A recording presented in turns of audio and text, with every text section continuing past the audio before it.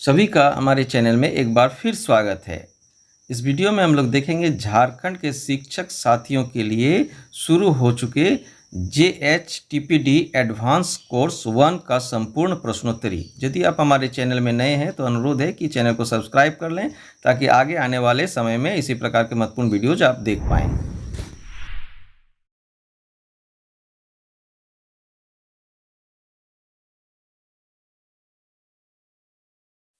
पहला आकलन लंबाई मापन। तो चले शुरू करते हैं।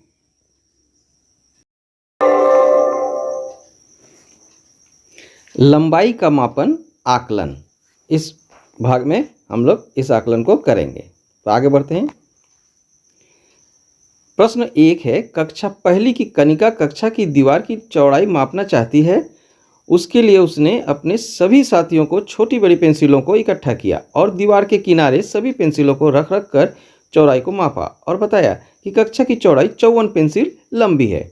आपको क्या लगता है कि कनिका में किस अवधारणा की समझ होने पर वो समझ पाती कि उसे एक जैसी लंबाई वाली पेंसिल का इस्तेमाल करना था? आप एक ही विकल्प चुन सकते हैं। तो ऑप्शन है विभाजन, इकाई पुनरावृत्ति, संक्रामिता, लंबाई का संरक्षण। तो इसका सही उत्तर होगा 1 विभाजन। आगे बढ़ते हैं। प्रश्न 2 है, कक्षा पहली की अध्यापिका सलमा जी ने लंबाई की शुरुआत एक गतिविधि से कराई जिसमें उन्होंने कक्षा के सभी बच्चों को जूते एक दूसरे से बदलकर पहनने को कहा। उसके बाद अध्यापिका ने सभी को बताने के लिए बोला कि जो बच्चे जूते पहन पाए वो क्यों पहन पाए और जो नहीं उसके लिए उसके क्या कारण हो सकते हैं। आपको क्या लगता है सलमा जी का इस गतिविधि कराने के पीछे क्या उद्देश्य होगा? आप एक से अधिक विकल्प भी चुन सकते हैं। ऑप्शन है बच्चों को तुलना करने के मौके देना, बच्चों में छोटा बड़ा बराबर बहुत बड़ा जैसे शब्दों की समझ बनाने का मौका देना, बच्चों को खेल खिलाने का मौका देना और बच्चों का ध्यान जूते के आकार की तरफ दिलाने का मौका देना। तो इसका सही उत्तर है ऑप्शन 1 और ऑप्शन 2। सबमिट करते हैं। तो ये सही है। आगे बढ़ते हैं। 3 नंबर प्रश्न है, कक्षा दूसरी की शिक्षक जूही जी ने कक्षा में सभी बच्चों के सामने एक चुनौती रखी जिसमें बच्चों को एक बार में 3 बच्चों में से पता करना था कि कौन सबसे लंबा है, लेकिन तुलना सिर्फ 2 बच्चों के बीच ही की जा सकती थी और 2 मौके में ही पता करना था कि उस समूह में सबसे लंबा कौन है। आपको क्या लगता है यह गतिविधि बच्चों में किस कौशल को विकसित करने में मदद करेगी? आप एक ही विकल्प चुन सकते हैं। तो इसका ऑप्शन है विभाजन, संरक्षण, संक्रामिता और इकाई पुनरावृत्ति। तो इसका सही उत्तर है संक्रामिता। सबमिट करते हैं। आगे बढ़ते हैं। चौथा प्रश्न, कक्षा 3 के शिवम को परीक्षा पत्र में एक रेखा को मापने का सवाल मिला लेकिन उसका स्केल 2 सेंटीमीटर तक टूटा हुआ था, इसलिए उसने 4 सेंटीमीटर लंबी रेखा को 6 सेंटीमीटर लंबा बताया। आपको क्या लगता है इसका क्या कारण हो सकता है? आप एक से अधिक विकल्प भी चुन सकते हैं। तो ऑप्शन है शिवम जानता है कि टूटे हुए स्केल से मापा नहीं जा सकता है। शिवम केवल स्केल की आखिरी संख्या को पढ़ने पर ध्यान देता है। शिवम अभी लंबाई को छोटी इकाइयों में देखकर नहीं समझता है और शिवम को अभी स्केल का इस्तेमाल करना नहीं आता है। तो इसका सही उत्तर है ऑप्शन 2 और ऑप्शन 3। आगे 5 नंबर, दिवाली के समय कक्षा 3 की शिक्षिका ने बच्चों को कक्षा सजाने के लिए बोला। शिक्षिका ने बच्चों को झालर और रिबन को अपनी उंगलियों बालिश्त से मापने के लिए प्रोत्साहित किया। आपको क्या लगता है कि ऐसा कराने से बच्चों को लंबाई मापन की समझ बनाने में क्या फ़ायदा मिलेगा? आप एक से अधिक विकल्प भी चुन सकते हैं। तो ऑप्शन है चीज़ों की लंबाई का बेहतर अंदाज़ा लगा पाएंगे, इकाई के बार बार इस्तेमाल को समझ पाएंगे, लंबाई मापन की मूल प्रक्रिया को समझ पाएंगे और इकाइयों का समान होना जरूरी नहीं है यह समझ पाएंगे। तो इसका उत्तर होगा ऑप्शन 1, 2 और 3। सबमिट करते हैं। ये सही है। आगे बढ़ते हैं। 6 नंबर प्रश्न है, कक्षा 3 की अध्यापिका तबस्सुम जी ने बच्चों को 1 सेंटीमीटर का क्यूब दिखाकर बताया कि क्यूब के सभी आयाम 1 सेंटीमीटर लंबे हैं। इसके बाद स्केल दिखाकर बताया कि स्केल का 1 सेंटीमीटर और क्यूब की लंबाई दोनों बराबर है। उसके बावजूद भी बच्चों ने स्केल से चीज़ों की लंबाई मापते समय कई गलतियां की। आपको क्या लगता है कि इन गलतियों के क्या कारण हो सकते हैं? आप एक से अधिक विकल्प चुन सकते हैं। ऑप्शन है बच्चों को केवल सेंटीमीटर का क्यूब दिखाकर उसके बारे में बताया गया है, उसकी ज़रूरत को महसूस नहीं कराया गया। बच्चों को अपने स्केल बनाने का मौका नहीं दिया गया। बच्चों को स्केल के हर सेंटीमीटर में उस क्यूब को रखकर नहीं दिखाया गया कि सभी सेंटीमीटर आपस में बराबर है। बच्चों का सीखते समय ऐसी गलती करना स्वाभाविक है। तो इसका सही उत्तर है ऑप्शन 1 और 2। आगे बढ़ते हैं। प्रश्न है, कक्षा 3 के अमन ने 1 मीटर स्केल से मापते हुए एक मेज की लंबाई 1 सेंटीमीटर लिखी क्योंकि उसने स्केल की आखिरी संख्या को पढ़ा। अध्यापिका ने सेंटीमीटर की तरफ इशारा करते हुए अमन से कई बार प्रश्न किया कि क्या एक मेज की लंबाई 1 सेंटीमीटर हो सकती है। तब भी अमन ये नहीं समझ पाया कि मेज की लंबाई 1 सेंटीमीटर नहीं हो सकती। आपको क्या लगता है, अमन किस समझ की कमी की वजह से ये गलती कर रहा है? आप एक ही विकल्प चुन सकते हैं। ऑप्शन है सेंटीमीटर का अंदाजा या उसकी समझ, मीटर स्केल के इस्तेमाल की समझ, मीटर और सेंटीमीटर के रिश्ते की समझ, सेंटीमीटर स्केल को इस्तेमाल करने की समझ। तो इसका सही उत्तर है 1, सेंटीमीटर का अंदाजा या उसकी समझ। आगे बढ़ते हैं। प्रश्न 8, कक्षा 3 में सुधीर जी ने एक गतिविधि के दौरान बच्चों को सेंटीमीटर और मीटर दोनों स्केल दिए। बच्चों को कक्षा की अलग अलग चीज़ों को मापना था और चीज़ों को ध्यान में रखते हुए स्केल को चुनना था। इसी कक्षा की मुन्नी ने डस्टर की लंबाई मापने के लिए सेंटीमीटर स्केल को चुना और डस्टर की लंबाई को सही मापा। दरवाजे की लंबाई मापने के लिए भी उसने सेंटीमीटर स्केल का चयन किया। आप मुन्नी की समझ के बारे में क्या कह सकते हैं? सबसे सटीक विकल्प चुनकर उत्तर दीजिए। आप एक ही विकल्प चुन सकते हैं। तो ऑप्शन है, मुन्नी मीटर और सेंटीमीटर के बीच रिश्ता समझती है। मुन्नी अभी मापना नहीं जानती है। मुन्नी की कक्षा में केवल सेंटीमीटर स्केल से ही परिचित कराया गया है। मुन्नी नहीं समझती है कि कब छोटी और बड़ी इकाई का इस्तेमाल ठीक रहेगा। तो इसका सही उत्तर है, एक ही विकल्प चुनना है। तो इसका सही उत्तर है 4 नंबर। आगे बढ़ते हैं। 9 नंबर प्रश्न है, कक्षा 4 की अध्यापिका ने कक्षा में बच्चों को सेंटीमीटर को मीटर में और मीटर को सेंटीमीटर में बदलने के सभी नियम समझाए। उसके बाद इन सवालों का लंबे समय तक अभ्यास भी कराया, लेकिन फिर भी बच्चों ने परीक्षा में अधिकतर सवाल गलत किए। आपको क्या लगता है, इसका क्या कारण हो सकते हैं? आप एक ही विकल्प चुन सकते हैं। तो ऑप्शन है, बच्चों ने मीटर और सेंटीमीटर को बदलने के नियम को अच्छे से नहीं समझा। बच्चे परीक्षा के समय तक मीटर और सेंटीमीटर को बदलने के नियम को भूल गए। बच्चे ने सेंटीमीटर और मीटर के रिश्ते को सिर्फ ऊपरी तौर से समझा। और चौथा ऑप्शन है, बच्चे परीक्षा में गलती करते ही हैं। तो इसका सही उत्तर 3 नंबर, बच्चे ने सेंटीमीटर और मीटर के रिश्ते को सिर्फ ऊपरी तौर से समझा। आगे बढ़ते हैं। 10 नंबर प्रश्न है, बच्चों के सामने हमेशा एक समस्या को रखकर उसके हल खोजने के लिए बच्चों को प्रोत्साहित करना, यानी समस्या हल करने की पद्धति को कक्षा में इस्तेमाल करने से क्या फ़ायदा होगा? आप एक से अधिक विकल्प भी चुन सकते हैं।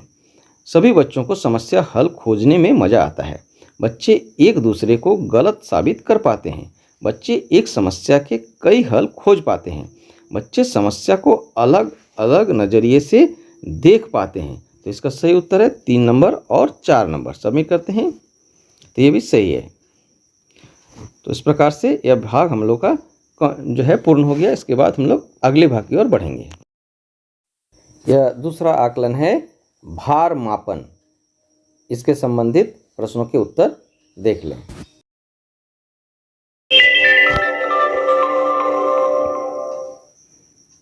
इस भाग में हम लोग भार आकलन को देखेंगे।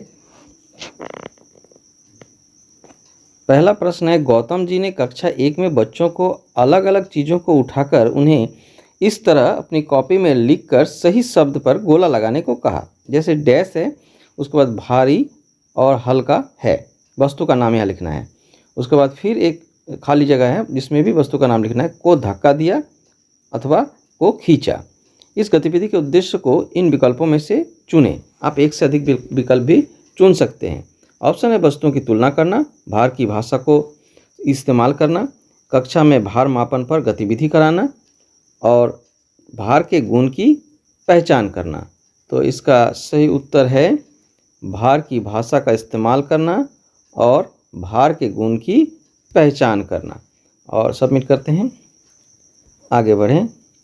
गौतम जी ने कक्षा में पानी की भरी हुई बोतल, ब्लॉक्स, बटन, किताब, डस्टर, वाटर कलर के डिब्बे, लंच बॉक्स जैसे चीज़ों चीज़ें बच्चों के सामने रखकर उन्हें उनके वजन के अनुसार क्रम में लगाने को कहा। समीरा ने उनके भार के अनुसार यह बढ़ता क्रम लिखा। ब्लॉक्स, बटन, पानी की भरी बोतल, किताब, वाटर कलर का डिब्बा, लंच बॉक्स। गौतम जी को लगा कि यह सही क्रम नहीं है। समीरा की सोच के बारे में कौन से विकल्प सबसे सटीक होंगे? आप एक से अधिक विकल्प भी चुन सकते हैं। ऑप्शन है वस्तुओं के बीच रंग के आधार पर तुलना की, वस्तुओं की किसी एक आधार पर तुलना नहीं की, वस्तुओं के आकार के आधार पर तुलना की और वस्तुओं को देखकर तुलना की। तो इसका सही उत्तर है वस्तुओं के आकार के आधार पर तुलना की, वस्तुओं के आकार के आधार पर तुलना की और वस्तुओं को देखकर तुलना की। सबमिट करते हैं, आगे बढ़ते हैं। अनाया और दिशा रंगीली मिट्टी से खेल रही हैं। अनाया ने खेल वाले तराजू पर मिट्टी के 2 गोलों को मापा और फिर उनके वजन को बराबर किया। इनमें से एक गोले को उसने दिशा को दे दिया, दूसरे गोले को उसने बेलकर गोल आकार दे दिया। दिशा ने अपने गोल को बेलनाकार दिया। बेलनाकार को देखकर दिशा ने कहा, मेरे पास ज़्यादा मिट्टी थी। दिशा में कौन सी समझ की कमी है? आप एक से एक ही विकल्प चुन सकते हैं। ऑप्शन है भार के संरक्षण की, बेलनाकार कैसे बनाएं, गोलों को कैसे मापें और विभिन्न आकृतियों के प्रकार। तो इसका उत्तर है भार के संरक्षण की। सबमिट करते हैं, आगे बढ़ते हैं। सुमित ने अपनी पसंद की चीज़ों का भार मापने के लिए पेपर क्लिप, रबड़ कंचों का इस्तेमाल किया। आइए देखें कि उसने इन चीज़ों को कैसे मापा। किताब के वजन को पेपर क्लिप से मापा, बोतल को रबड़ से मापा, एक चौक को कंचों से मापा। यदि आप सुमित के अध्यापक होते तो उसकी समझ को अगले स्तर पर ले जाने के लिए क्या करते? आप एक से अधिक विकल्प चुन सकते हैं। तराजू के इस्तेमाल की समझ सिखाते, भार का अंदाज़ा लगाने की समझ सिखाते, उचित इकाई को चुनने की समझ सिखाते, किन चीज़ों को मापना है इसकी समझ सिखाते। तो इसका सही उत्तर है भार का अंदाज़ा लगाने की समझ सिखाते और उचित इकाई को चुनने की समझ सिखाते। ये 2 है। तो आगे बढ़ते हैं। आगे है, अमित ने भार मापने की इसी गतिविधि को कुछ इस तरह से किया। किताब को ब्लॉक्स और कंचों से मापा, बोतल को कागज और कंचों से मापा, एक चाक को से मापा। अमित की टीचर को उसकी समझ आगे ले जाने के लिए इनमें से किस विकल्प पर काम करने की जरूरत है? आप एक ही विकल्प चुन सकते हैं। ऑप्शन है भार का अंदाज़ा कैसे लगाएं, उचित इकाई को चुनने की समझ, इकाइयों को कैसे इस्तेमाल करें और तराजू को कैसे इस्तेमाल करें। तो इसका उत्तर है इकाइयों को कैसे इस्तेमाल करें। आगे बढ़ते हैं। अदिति जी ने अपनी कक्षा में बच्चों को 1 किलो के भार को समझने के लिए एक कंचों की थैली दी। इस भार के आधार पर बच्चों ने चीज़ों को 3 श्रेणियों में बांटा, 1 किलो से कम, लगभग 1 किलो, 1 किलो से ज़्यादा। इस तरह बच्चों में कौन सी समझ का विकास हुआ होगा? सबसे उपयुक्त विकल्प चुनिए। आप एक ही विकल्प चुन सकते हैं। तुलना करना, अंदाज़ा लगाना, खुद के भार के मापदंड बनाना और 1 किलो की समझ। तो इसका सही उत्तर है 1 किलो की समझ। आगे बढ़ें। 7वां प्रश्न है, गौतम जी का मानना है कि बच्चों को मानक इकाइयों के बीच की दर को याद करना जरूरी है, जैसे 1 हेक्टोग्राम बराबर 100 ग्राम। अदिति जी को लगता है कि मानक इकाइयों के बीच की संबंध को समझना जरूरी है, जैसे 1 हेक्टोग्राम 1 किलोग्राम का 10वां हिस्सा होता है। दोनों में से आप किस शिक्षक से सहमत है और क्यों? आप एक से अधिक विकल्प भी चुन सकते हैं। और ऑप्शन है, गौतम इकाइयों के बीच की दर सीखना मानक इकाइयों को इस्तेमाल करने में ये ज़रूरी है। गौतम दर सीखना मानक इकाइयों को एक दूसरे में बदलने करने के लिए ज़रूरी है। अदिति, संबंध की समझ से इकाइयों के माप की समझ मजबूत बनती है। अदिति, संबंध समझने से ही इकाइयों को एक दूसरे में बदलने की समझ बनती है। तो यहाँ अदिति का ही दोनों सही ऑप्शन है। तो आगे बढ़ते हैं। 8वां प्रश्न है, बच्चों को मानक इकाइयों की समझ ग्राम से शुरू कराने की बजाय किलोग्राम से शुरू कराना क्यों ज़रूरी है? दिए गए विकल्पों में से सबसे उपयुक्त विकल्प चुनिए। आप एक ही विकल्प चुन सकते हैं। किलोग्राम ज़्यादा महत्वपूर्ण इकाई है, किलोग्राम को महसूस करना आसान है, ऐसा करना जरूरी नहीं है। ग्राम से भी पढ़ाने की शुरुआत की जा सकती है। किलोग्राम के बट्टे को कक्षा में लाना आसान है। तो इसका सही उत्तर है किलोग्राम को महसूस करना आसान है। आगे बढ़ते हैं। 9 नंबर प्रश्न है, कक्षा में बच्चों को चीज़ों को खुद मापने, अंदाज़ा लगाने, तुलना करने, इकाइयों को महसूस करने और उन्हें खुद बनाने के मौके देना क्यों ज़रूरी है? इन विकल्पों में से चुनें। आप एक से अधिक विकल्प भी चुन सकते हैं। कक्षा में कुछ गतिविधियाँ होगी, खुद के मापदंड बनेंगे, बच्चों की मापन की समझ बनेगी और बच्चे कक्षा में रुचि लेंगे। तो इसका उत्तर है खुद के मापदंड बनेंगे और बच्चों की मापने की समझ बनेगी। सबमिट करते हैं। आगे, भार मापन की प्रक्रिया को चरणों के अनुसार क्रमबद्ध करा है। ए, मापन की समझ को इस्तेमाल करना। बी, गुण की पहचान, तुलना और क्रमबद्ध करना। सी, मानक इकाइयाँ। डी, गैर मानक इकाइयाँ। ई, खुद के मापदंड होना। इन विकल्पों में दिए गए क्रमों में से सही क्रम चुनें। आप एक ही विकल्प चुन सकते हैं। तो ऑप्शन दिया गया है A B C D E, B D C E A, B C D E A और बी डी ई सी ए। तो इसका सही उत्तर है बी डी सी ई ए। सबमिट करते हैं। तो यह आकलन का भार आकलन भी हम लोगों का समाप्त हो गया। इस भाग में समझ से पढ़ने की रणनीतियाँ एक आकलन के प्रश्नों के उत्तर देखेंगे। समझ से पढ़ने की रणनीतियाँ एक आकलन। तो शुरू करते हैं। मंजू जी का कहना है कि उनकी कक्षा 5 के छात्र पढ़ने में कुशल हैं क्योंकि वो अक्षर पहचान कर शब्दों को निर्माण कर पाते हैं और पाठ में आए अलग अलग शब्दों का अर्थ जानते हैं। आपके अनुसार इस संदर्भ में निम्न में से क्या कहना सही होगा? आप एक से अधिक विकल्प चुन सकते हैं। मंजू जी सही है क्योंकि पढ़ने का मतलब अक्षर जोड़कर शब्दों को पहचानना ही है। मंजू जी सही नहीं है क्योंकि पढ़ने का मतलब पढ़कर पाठ की समझ बनाना है और उसके साथ जुड़ना है। मंजू जी केवल पढ़ने के एक पहलू पर ही जोर दे रही हैं। तो इसका सही उत्तर है 2 नंबर और 3 नंबर। आगे बढ़ते हैं। आगे प्रश्न है, आपकी स्क्रीन पर कुछ गतिविधियां दी गई है और उनके साथ समझ से पढ़ने के स्तर, सही गतिविधि और उससे जुड़े समझ से पढ़ने के स्तर का चुनाव करें। आप एक ही विकल्प चुन सकते हैं। पाठ के इस अनुच्छेद को पढ़कर तुम्हारे दिमाग में जो तस्वीर बनती है उसे अपनी साथी के साथ बांटो। अनुमानिक स्तर, इस लोक कथा में लोगों के अंधविश्वास पर तुम्हारी राय अपने समूह में साझा करो। मूल्यांकन स्तर, तुम्हारे अनुसार इस कहानी में आगे क्या होगा। शाब्दिक स्तर, तो इसका सही उत्तर है 2 नंबर। इस लोक कथा में लोगों के अंधविश्वास पर तुम्हारी राय अपनी समूह में साझा करो। आगे बढ़ते हैं। नीचे दिए गए प्रश्नों में से कौन सा प्रश्न बच्चों के समझ से पढ़ने के मूल्यांकन का स्तर दर्शाएगा? आप एक ही विकल्प चुन सकते हैं। इस पाठ में यह घटना कब हुई थी? तुम्हारे अनुसार आगे पाठ में क्या होगा? तुम लेखक की लेखन शैली के बारे में क्या सोचते हो? तुम लेखक की लेखन शैली के बारे में क्या सोचते हो? तो इसका सही उत्तर होगा 3 नंबर। तुम लेखक की लेखन शैली के बारे में क्या सोचते हो? आगे बढ़ते हैं। समझ से पढ़ने की रणनीतियों से जुड़े कौन से कथन आपको सही लगते हैं? आप एक से अधिक विकल्प चुन सकते हैं। सभी पाठक एक पाठ को पढ़ने के लिए एक ही तरह की रणनीतियों का इस्तेमाल करता है।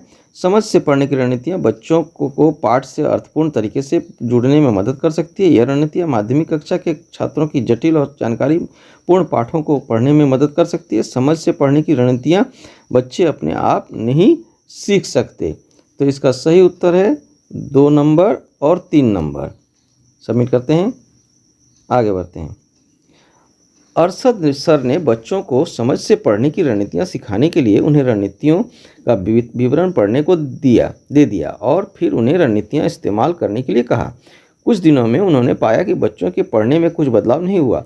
आपके अनुसार अरशद जी बच्चों में समझ से पढ़ने की रणनीतियों की समझ विकसित करने के लिए और क्या कर सकते हैं? आप एक से अधिक विकल्प चुन सकते हैं।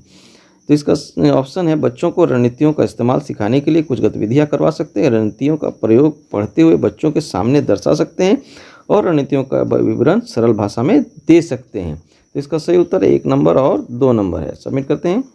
आगे बढ़ते हैं। सारा 8वीं कक्षा में पढ़ती है। पुस्तकालय से किसी उपन्यास को लेने से पहले वह उसके पन्नों को पलटते हुए कुछ वाक्य और मुख्य शब्द पढ़ती है। वह विषय सूची पर भी ध्यान देती है। आपके अनुसार वह किस रणनीति का प्रयोग कर रही है और क्यों? आप एक ही विकल्प चुन सकते हैं।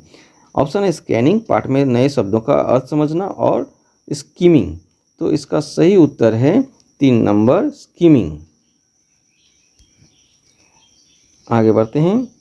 रीमा नीचे दिए गए अनुच्छेद का अर्थ समझने की कोशिश कर रही है। कौन सी रणनीति इसका अर्थ समझने में सबसे अधिक कारगर रहेगी? दिसंबर के अंत में यह एक ठंडा और काला सा दिन था।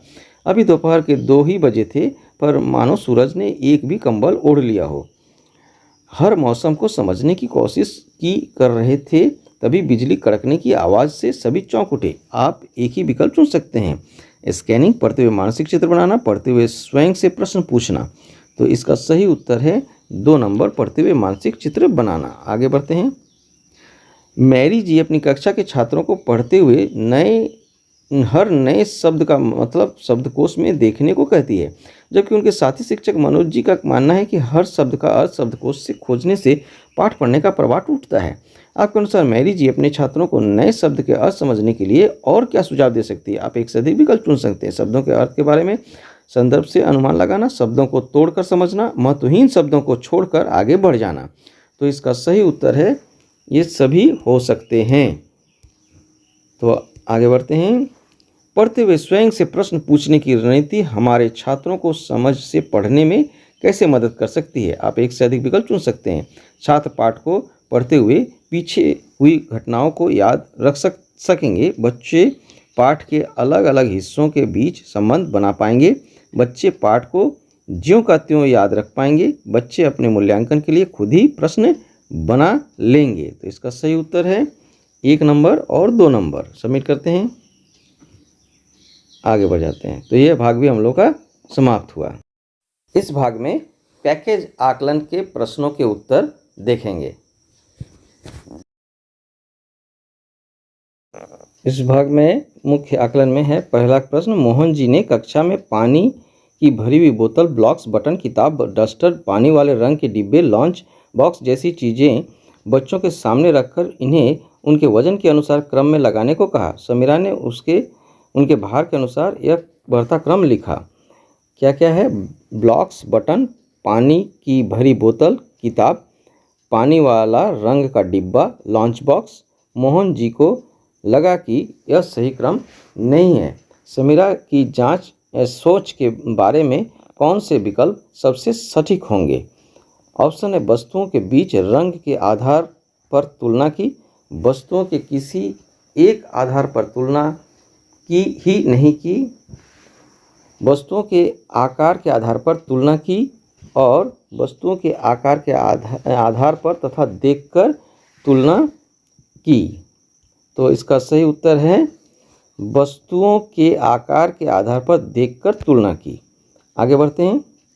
आगे प्रश्न है, कक्षा दूसरी की शिक्षिका अनु जी ने कक्षा में सभी बच्चों के सामने एक चुनौती रखी, जिसमें बच्चों को एक बार में 3 बच्चों में से पता करना था कि कौन सबसे लंबा है, लेकिन तुलना सिर्फ 2 बच्चों के बीच ही की जा सकती थी और 2 मौके में ही पता करना था कि उस समूह में सबसे लंबा कौन है। आपको क्या लगता है कि ये गतिविधि बच्चों में किस कौशल को विकसित करने में मदद करेंगी? तो इसका ऑप्शन दिया गया है विभाजन, संरक्षण, संक्रमिता और इकाई पुनरावृत्ति। तो इसका सही उत्तर होगा संक्रामिता। फिर आगे बढ़ते हैं। आपकी स्क्रीन पर कुछ गतिविधियां दी गई है और उनके साथ समझ से पढ़ने के स्तर भी। सही गतिविधि और उससे जुड़े समझ से पढ़ने के स्तर का चुनाव करें। ऑप्शन है पाठ के इस अनुच्छेद को पढ़कर तुम्हारे दिमाग में जो तस्वीर बनती है उसे अपनी साथी के साथ बांटो। अनुमानिक स्तर, आपके अनुसार इस कहानी में आगे क्या होगा? शाब्दिक स्तर, और इस लोक कथा में लोगों के अंधविश्वास पर बच्चों की राय अपने समूह में साझा करना या मूल्यांकन। तो इसका सही उत्तर होगा ये जो अंतिम ऑप्शन है, इस लोक कथा में लोगों के अंधविश्वास पर बच्चों की राय अपने समूह में साझा करना, मूल्यांकन स्तर। तो देखते हैं सबमिट करके। तो तीनों सबमिट हो गया है, कोई भी क्वेश्चन स्किप नहीं किया गया है और यह 3 में 3 है। तो यह भाग भी हम लोग का पूर्ण हुआ।